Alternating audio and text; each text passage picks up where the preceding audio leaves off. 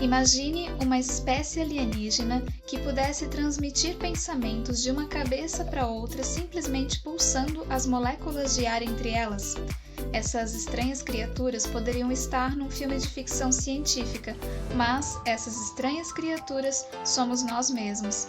Quando falamos, o nosso cérebro e a nossa caixa de voz produzem ondas de pressão de ar que enviamos contra os tímpanos alheios. Às vezes passamos horas ouvindo outras pessoas fazerem barulho ao exalar porque esses chiados contêm informações.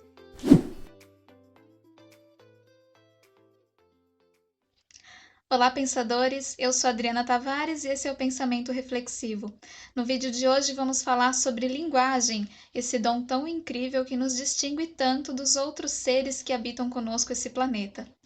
Entre o nosso primeiro ano de vida e o ensino médio, estima-se que aprendemos cerca de 60.000 palavras, uma média de 3.500 por ano e quase 10 por dia. Nós aprendemos o nosso primeiro idioma de uma forma tão natural que só quem já tentou aprender um segundo idioma depois de adulto sabe o quanto isso é incrível. A maioria de nós não sabe explicar as regras de sintaxe do nosso idioma, mas mesmo assim, antes de aprendermos a somar 2 mais 2, nós já formávamos as nossas próprias frases. Nós temos uma facilidade incrível para a linguagem. Quase nunca pensamos nas frases antes de falar. As palavras simplesmente se organizam enquanto as falamos. A linguagem, ela é tão fundamental, uma parte tão importante, tão profunda do ser humano, que fica até difícil imaginar a vida sem ela. O pensamento e a linguagem também estão intimamente relacionadas. É tanto que fica difícil saber o que vem primeiro. Será que as nossas ideias surgem e ficam esperando as palavras? Ou será que os nossos pensamentos são concebidos em palavras? Existem ideias diferentes sobre isso. O linguista Benjamin Lee Whorf, por exemplo, ele defendeu que a nossa língua ela determina a nossa forma de pensar. E ele citou o exemplo do povo Hopi, que é um povo indígena norte-americano que não tem o tempo pretérito para os verbos no idioma deles. E sendo assim, eles não podem pensar tão prontamente no passado. Mas nós podemos sim pensar em coisas que nós não podemos denominar. Você pode, por exemplo, pensar, imaginar um tom de azul, mas você não sabe explicar essa cor e nem tem um nome para ela.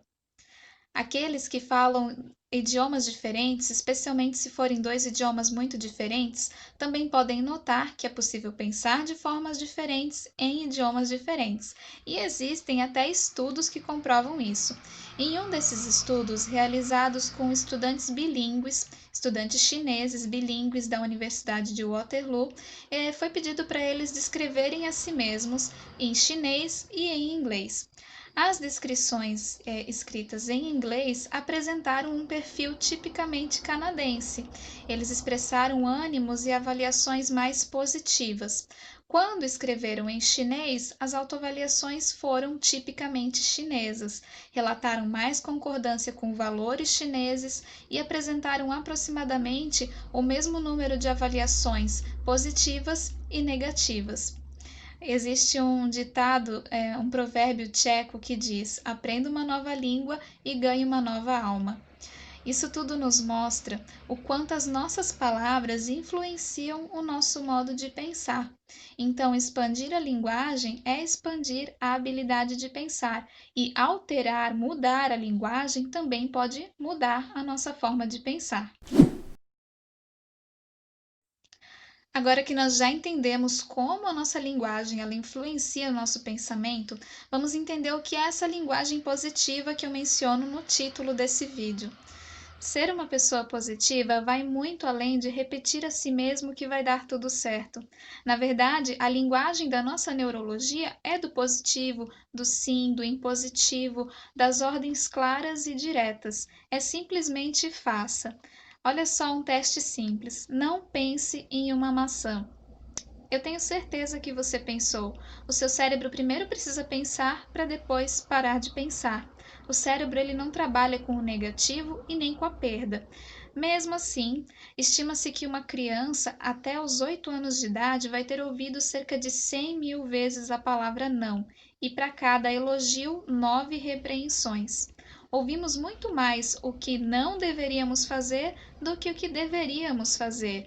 Não mexe aí, não esquece de fazer o dever de casa, não seja mal educada. Quando alguém fala para uma criança não corra, qual é a imagem que se forma na mente dela? É isso mesmo, ela vai se ver correndo, ela precisa primeiro correr para saber o que é correr, para depois parar de correr. Então, esse tipo de linguagem não é produtiva. E o pior é que nós aprendemos, instalamos esse padrão e levamos ela para a vida inteira. A linguagem da fraqueza humana, da pobreza e da derrota, ela é rica e variada, enquanto a linguagem da força é pobre e escassa.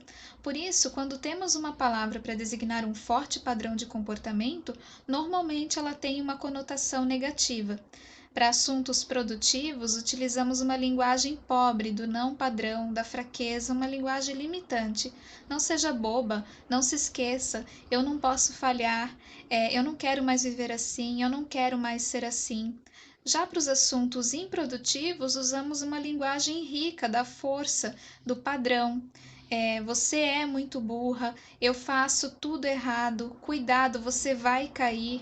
Usamos uma linguagem positiva, viu a diferença? Uma vez ouvi uma frase que dizia: eu posso não saber o que eu quero, mas eu sei muito bem o que eu não quero. É sério, gente.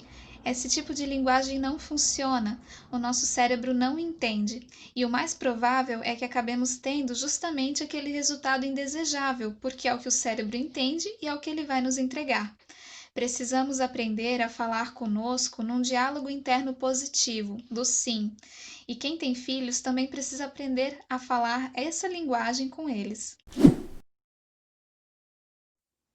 É um desafio eliminar a linguagem do não padrão da nossa vida. Exige uma boa dose de vigilância diária. Assim, em vez de dizer eu preciso perder 5 quilos, substitua por eu preciso emagrecer 5 quilos. Perder nunca é bom, ninguém gosta de perder. E em vez de dizer você não quer vir aqui em casa, pergunte você gostaria de vir aqui em casa? Eu não quero reprovar por eu quero ser aprovada. Eu não quero desagradar meus pais por eu quero agradar os meus pais. Não quero perder tempo por quero aproveitar bem o tempo. Não quero trabalhar em um ambiente rígido por quero trabalhar em um ambiente descontraído. Sempre existe uma forma de elaborar as nossas frases de um modo positivo, usando a linguagem que a nossa mente entende. A linguagem positiva também é muito mais eficaz para incentivar, criar bons comportamentos em outras pessoas. Em vez de reclamar ou brigar quando alguém faz algo que você não gosta, é muito melhor elogiar quando ela faz o contrário.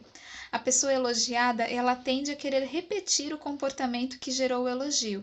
Já a repreensão nem sempre tem esse efeito, muitas vezes pode gerar negação, resistência ou brigas. É claro que se você é pai ou mãe, vai precisar repreender às vezes, mas faça isso usando a linguagem positiva, sem generalizações, exageros e agradeça e elogie os bons comportamentos. E foi isso que a polícia de uma cidade chamada Richmond fez para diminuir a reincidência e a criminalidade juvenil. Em todos os lugares do mundo, o método tradicional de combate ao crime envolve basicamente punição.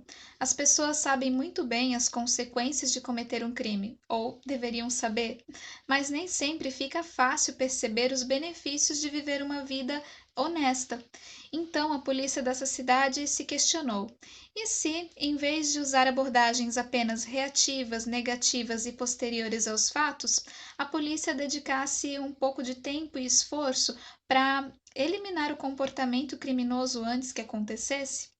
Assim, eles criaram um sistema de multas positivas que eram distribuídas para jovens que fizessem algo bom, como usar capacete ao andar de bicicleta, jogar o lixo na lixeira, andar de skate nas áreas permitidas, chegar na escola no horário certo.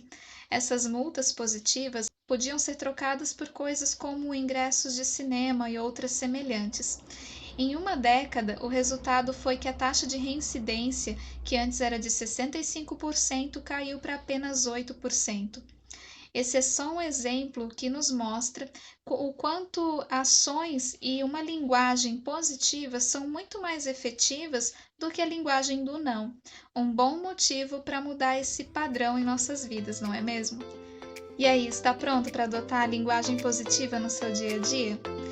Deixa um comentário aqui e me conta o que você achou. E também já aproveita e se inscreve aqui no canal para continuar acompanhando os próximos vídeos.